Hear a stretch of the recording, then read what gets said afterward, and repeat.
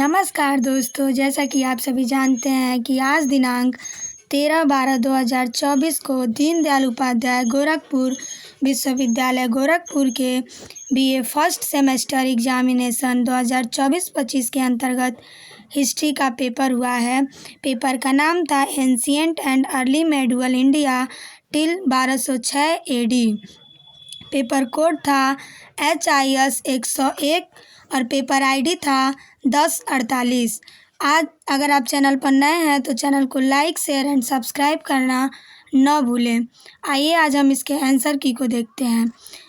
आप लोगों से पहला प्रश्न पूछा गया था, प्राचीन भारत का नेपोलियन किसे कहा जाता है? तो इस प्रश्न का सही उत्तर होगा ऑप्शन नंबर डी, समुद्रगुप्त को।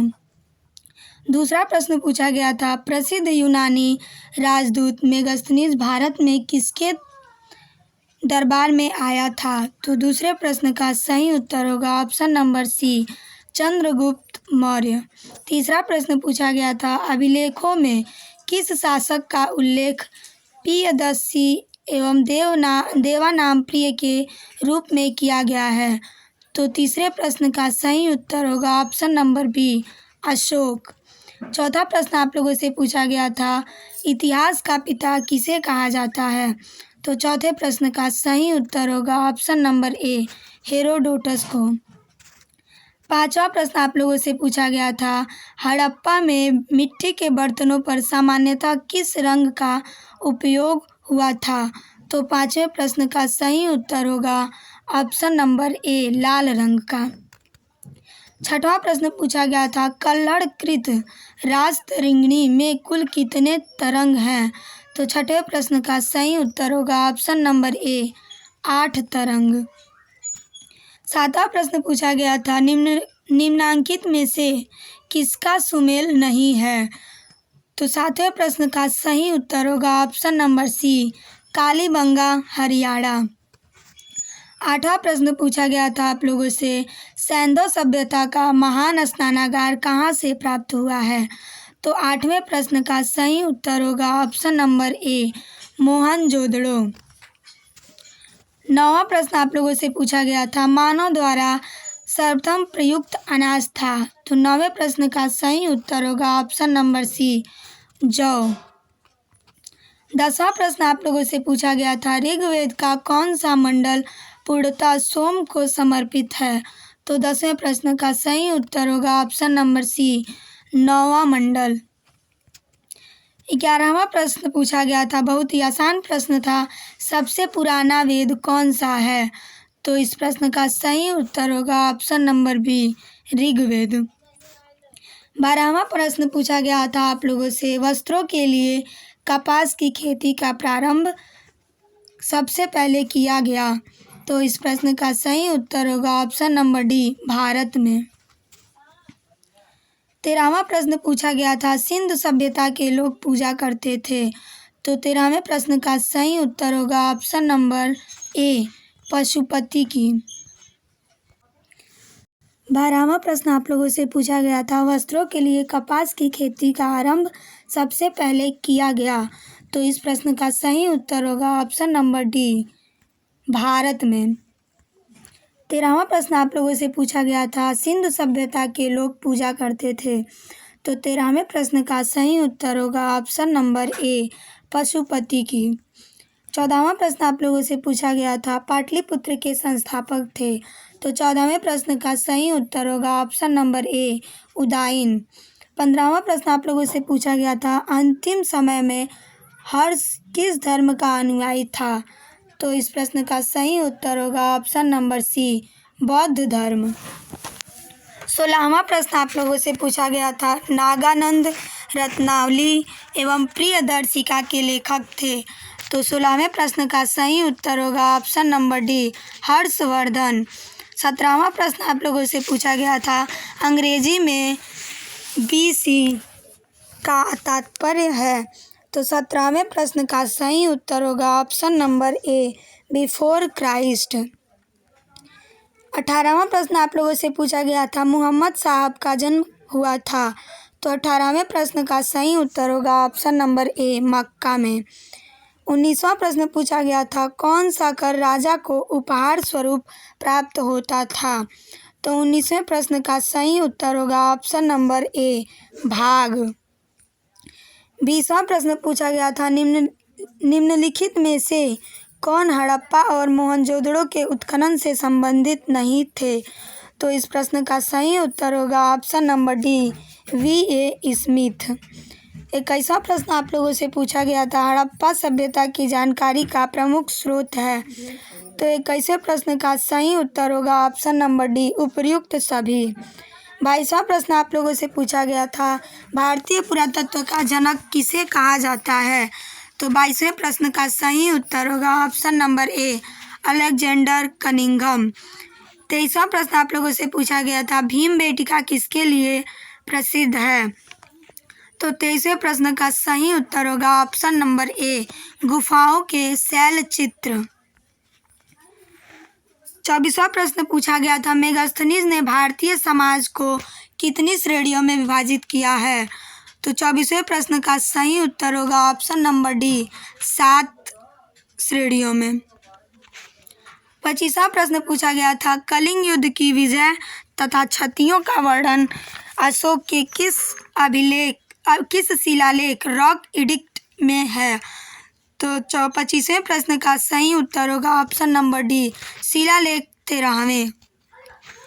26वां प्रश्न पूछा गया था, एलोरा के कैलाश मंदिर का निर्माण कराया था? तो 26वें प्रश्न का सही उत्तर होगा ऑप्शन नंबर ए, राष्ट्रकूट ने। राष्ट्रकूट वंश का शासक कृष्ण प्रथम ने। 27वां प्रश्न पूछा गया था, उज्जैन का प्राचीन काल में नाम क्या था? तो 27वें प्रश्न का सही उत्तर होगा ऑप्शन नंबर सी, अवंतिका। 28वां प्रश्न पूछा गया था और आसान प्रश्न था, पुराणों की संख्या क्या है? तो 28वें प्रश्न का सही उत्तर होगा ऑप्शन नंबर बी, 18। 29वां प्रश्न पूछा गया था, निम्नलिखित में से कौन सी पुस्तक कालिदास द्वारा लिखित नहीं है? तो 29वें प्रश्न का सही उत्तर होगा ऑप्शन नंबर सी, उत्तर रामचरितम। 30वां प्रश्न पूछा गया था, हर्षवर्धन के काल में भारत आने वाला चीनी यात्री कौन था? तो 30वें प्रश्न का सही उत्तर होगा ऑप्शन नंबर बी, हेन सांग। 31वां प्रश्न पूछा गया था, मोहम्मद बिन कासिम ने भारत पर आक्रमण किया? तो इस प्रश्न का सही उत्तर होगा ऑप्शन नंबर बी, 712 ईस्वी में। 32वां प्रश्न आप लोगों से पूछा गया था, किस चंदेल शासक के समय में प्रमुख शूरवीर अलाउद्दीन थे? तो 32वें प्रश्न का सही उत्तर होगा ऑप्शन नंबर डी, परमार्दी देव। 33वां प्रश्न पूछा गया था, सार्थवाह किसे कहते थे? तो 33वें प्रश्न का सही उत्तर होगा ऑप्शन नंबर बी, व्यापारियों के काफिले को। 34वां प्रश्न पूछा गया था आप लोगों से, मोहनजोदड़ो की खोज किस वर्ष हुई? तो 34वें प्रश्न का सही उत्तर होगा ऑप्शन नंबर बी, 1922 ईस्वी को। 35वां प्रश्न आप लोगों से पूछा गया था, भारत पर पहला मुस्लिम आक्रमणकारी कौन था? तो 35वें प्रश्न का सही उत्तर होगा ऑप्शन नंबर बी, मोहम्मद बिन कासिम। 36वां प्रश्न आप लोगों से पूछा गया था, तृतीय बौद्ध सम्मेलन कहाँ पर संपन्न हुआ था? तो 36वें प्रश्न का सही उत्तर होगा ऑप्शन नंबर डी, पाटलिपुत्र में, जो आज पटना के नाम से जाना जाता है। 37वां प्रश्न पूछा गया था, सांची स्तूप किसने बनवाया? तो 37वें प्रश्न का सही उत्तर होगा ऑप्शन नंबर डी, अशोक ने। 38वां प्रश्न पूछा गया था, कलिंग राज्य भारत में कहाँ स्थित था? तो 38वें प्रश्न का सही उत्तर होगा ऑप्शन नंबर ए, उड़ीसा में। 39वां प्रश्न पूछा गया था, समुद्रगुप्त के प्रयाग प्रशस्ति का लेखक है? तो 39वें प्रश्न का सही उत्तर होगा ऑप्शन नंबर बी, हरिशेर। 40वां प्रश्न पूछा गया था, निम्न में से किस हड़प्पन नगर में जूते हुए खेतों के निशान मिले हैं? तो 40वें प्रश्न का सही उत्तर होगा ऑप्शन नंबर ए, कालीबंगा। 41वां प्रश्न पूछा गया था, सिंधु घाटी सभ्यता का कौन सा स्थल अब पाकिस्तान में है? तो 41वें प्रश्न का सही उत्तर होगा ऑप्शन नंबर बी, हड़प्पा। 42वां प्रश्न आप लोगों से पूछा गया था, किसके शासनकाल में डाइमेकस भारत आया? तो 42वें प्रश्न का सही उत्तर होगा ऑप्शन नंबर बी, बिंदुसार। 43वां प्रश्न आप लोगों से पूछा गया था, सांख्य दर्शन प्रतिपादित किया गया है? तो 43वें प्रश्न का सही उत्तर होगा ऑप्शन नंबर सी, कपिल द्वारा। 44वां प्रश्न आप लोगों से पूछा गया था, प्रतिहार शासकों में से किसकी उपाधि आदिवाराह थी? तो 44वें प्रश्न का सही उत्तर होगा ऑप्शन नंबर सी, मिहिर भोज। 45वां प्रश्न आप लोगों से पूछा गया था, मोहम्मद गौरी की भारत विजय का प्रत्यक्ष विवरण किस ग्रंथ में मिलता है? तो 45वें प्रश्न का सही उत्तर होगा ऑप्शन नंबर बी, तबकात ए नासिरी। 46वां प्रश्न पूछा गया था, इनमें से कौन गजनी राजवंश का संस्थापक था? तो 46वें प्रश्न का सही उत्तर होगा ऑप्शन नंबर सी, सुबुक्तगीन। 47वां प्रश्न आप लोगों से पूछा गया था, सुदर्शन झील का वर्णन किस अभिलेख में मिलता है? तो 47वें प्रश्न का सही उत्तर होगा ऑप्शन नंबर ए, रुद्रदामन का जूनागढ़ अभिलेख। 48वां प्रश्न पूछा गया था, सती प्रथा का प्रथम अभिलेखीय साक्ष्य मिलता है? तो 48वें प्रश्न का सही उत्तर होगा ऑप्शन नंबर बी, एरड़ अभिलेख से में। 49वां प्रश्न पूछा गया था, पृथ्वीराज रासो के लेखक हैं? तो 49वें प्रश्न का सही उत्तर होगा ऑप्शन नंबर सी, चंद्रबरदाई। 50वां और अंतिम प्रश्न पूछा गया था, fall of the Mughal empire पुस्तक किसने लिखी? तो 50वें प्रश्न का सही उत्तर होगा ऑप्शन नंबर बी, जदुनाथ सरकार ने। मेरे हिसाब से पेपर बहुत ही आसान आया था, क्योंकि मैं इस टाइम 5th सेमेस्टर का पेपर दे रही हूँ और मैं ये पेपर दे चुकी हूँ 1st सेमेस्टर का। तो पेपर इजी था।